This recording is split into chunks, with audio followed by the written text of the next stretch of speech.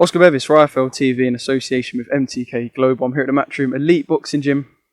John Ryder. If someone would have said to you, right, that when we was in the change room in November after your defeat to Callum in Liverpool, we would be in the situation we are now, and you could potentially be on the verge of the biggest fight in boxing, what would you have said? Mate, I thought the biggest fight in boxing at the time was Darren Barker and you, because you upset him that night, didn't you? But, mate, what a difference this year has been. I mean, obviously, back in November, a disappointment that night. Started off 2020 with all the intentions of it being the best year yet, 2020 vision and all that stuff. But yeah, coronavirus comes along and messes it all up. But yeah, light into the tunnel, and I'm talking about fighting the biggest name in boxing. Just over your last couple of months, actually, because we spoke quite early on in lockdown. You were still banging on about wanting to fight Canelo, wanting to fight, you know, the Billy Joe rematch, wanting all these names. But how was your actual lockdown time to think away from boxing as well, and perhaps when you were training, time to work on new stuff? Firstly, it was great to have time with the missus and the kids. Time that I miss out on normally being in camp and being away. But yeah, nice time to reflect, let the niggles heal up, concentrate on a bit of running, a bit of strength work at home, a bit of cycling, just really change things up. Appreciate the family time and the time over them. Just nice, yeah, sit back. Tony was putting fights in the group chat every night to study and look over, so that was good, a bit of homework. But yeah, I think we all know now that the fights are going to be a lot more evenly matched, and there's going to be a lot of hard fights being made, and you don't really getting the walkover fights that people was getting in the past. So it's a good time for boxing. And although it's been like one of the most negative times of the last however many years of obviously the amount of deaths in this country, you've got to put a positive spin on things at times, and it seems like I said, you just inches away from the Canelo fight. We might as well do a timeline of events. So originally, it looked like Billy Joe was nailed on. Billy Joe came out and said, "Look, I'm not ready. I haven't got the time to prepare the right sparring, etc." What was the first thoughts in your head when you saw Billy say that, "Look, I'm not ready for Canelo to take the fight in September, October"? Well, I hadn't really seen it. Tony texted me and said, like, "I don't think Billy Joe's going to have the fight with Canelo. Like, just tweet him, put your name in the mix. You never know." And I mean, I did it. Tried to keep it respectful and classy, and just, I mean, I've got nothing against Canelo. He's a great fighter, but that's a fight I want. But yeah, I mean, the tweet really took off, got a bundle of attention, and yeah, like you say, 6 months ago we wouldn't have been talking about this fight, but one tweet has changed it, and now we are.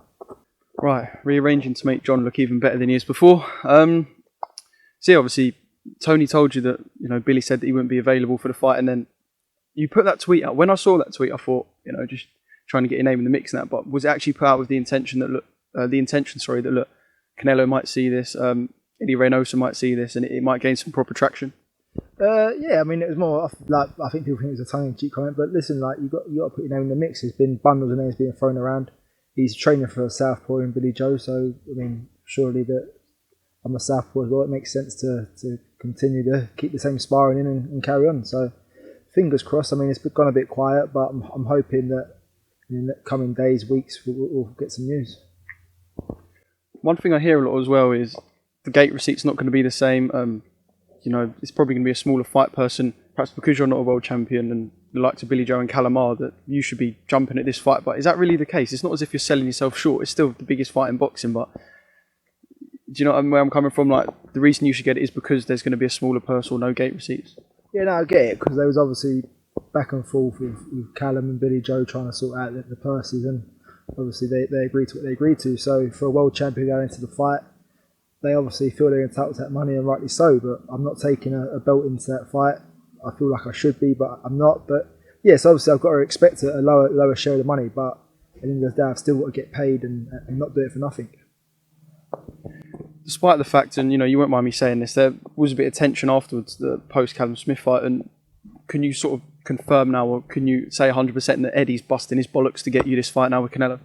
Well, I don't know. I mean, he's got a foot in both camps, really, isn't he? I mean, he's fighting my corner, and he's also fighting Callum's corner. So, I mean, I'm sure that if it's not me, then he'll be singing Callum's praises. But hopefully, one of us get the fight.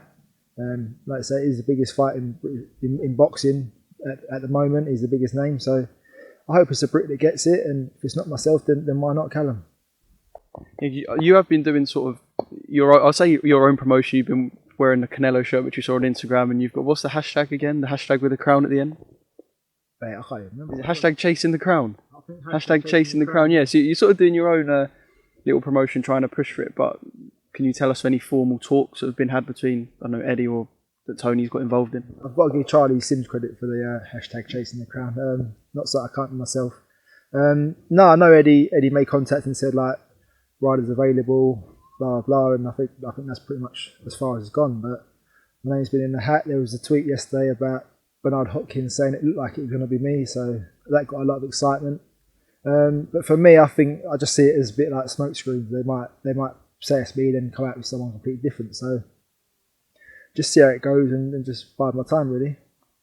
Yeah, because there were some journalists as well over in the States who were saying that basically, I imagine it's based off what Bernard Hopkins said, that it looks like you're going to be the man for Canelo, and because of the way Canelo seems to pick his opponents, is it sort of like you expect Twitter to know before you do? Like you hear all these announcements, but you're sort of still in the same place mentally.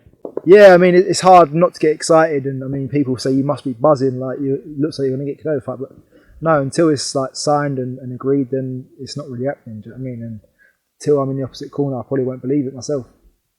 Are you training in there as if, because I walked in and I said this to Felix as well, when I walked into the gym in January when I come here, you sort of were training and ticking over and that, but I walked in, you seem like you got a different bounce about you, smile on your face, training hard. Are you training for Canelo or?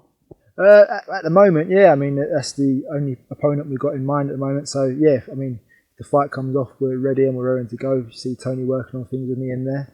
But listen, I've got no opponent as of yet, and in January I was purely just ticking over, getting ready.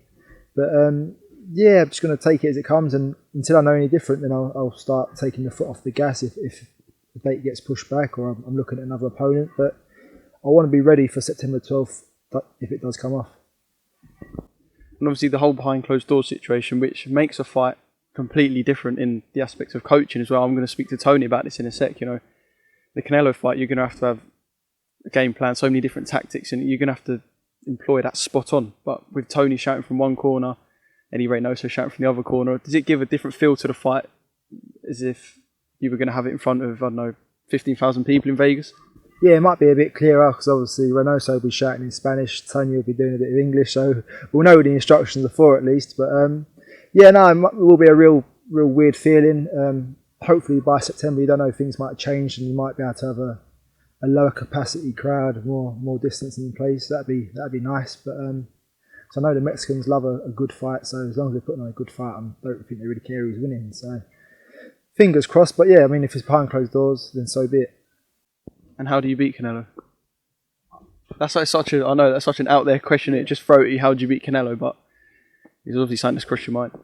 Well, I think you do to Canelo what Canelo does to everyone else. I mean, you try and get on the back foot with him, and he's just throwing the big long shots, and he's catching you on the side of the head, and he can really punch. But I feel like you see what Golovkin done in the first fight. He stood there and he traded with him, and he was sensible. He was in front of him on his chest. I think that is the way to beat him. You got to rock and roll with him in there a bit. You got to slip, move, do what he does to opponents, slip and move.